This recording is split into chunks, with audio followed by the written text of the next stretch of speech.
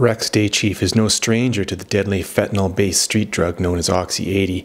He is one of the lucky ones that kicked the addiction. His friend, Tim Eaglespeaker, along with Roxy Blood, were not so fortunate.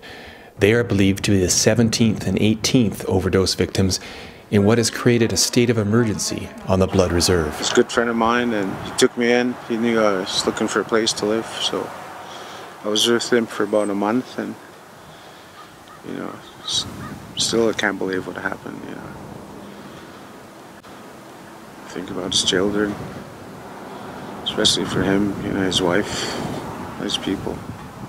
What was he like? He's just kind-hearted, down-to-earth person, caring, good father. So I know he worked hard, so. Steve Frank with Blood Reserve Communications can see how the fentanyl has traumatized his community as he drives the Herald through Standoff's residential streets. The area we just drove through is what they've nicknamed Oxy Alley. This is where people are coming to get the drug. We're getting to the point where it's literally becoming a life and death situation. This area is such a concern for us. I mean, we have everything from teenagers to grandparents and young children. Everyone is being affected by what's happening in the community here. And it's such a tight-knit community. These deaths that are occurring are really having an impact on everyone. Community leaders are organizing to fight the drug overdose problem. The Blood Reserve is the first in Canada to have take-home naloxone kits, which can at least temporarily stop the effects of fentanyl. And in the long run, what we want to do is save lives and prevent more grief and more destruction in the community.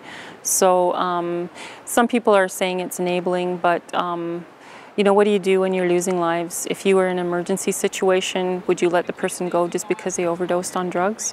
Or would you save their life because you had the ability to save it?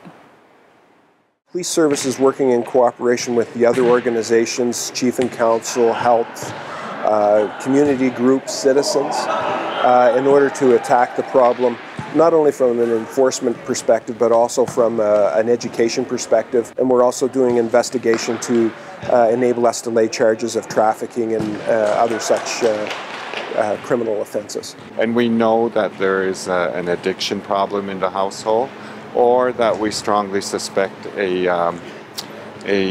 drug pushing operation. We would like to limit the amount of cash that are going into that household through social development.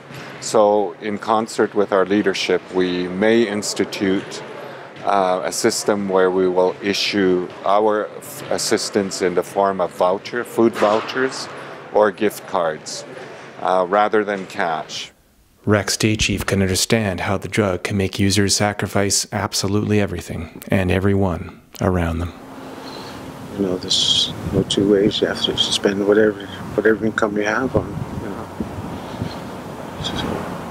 So it is taking a big impact on family members, especially children, They're the ones that are suffering a lot. So.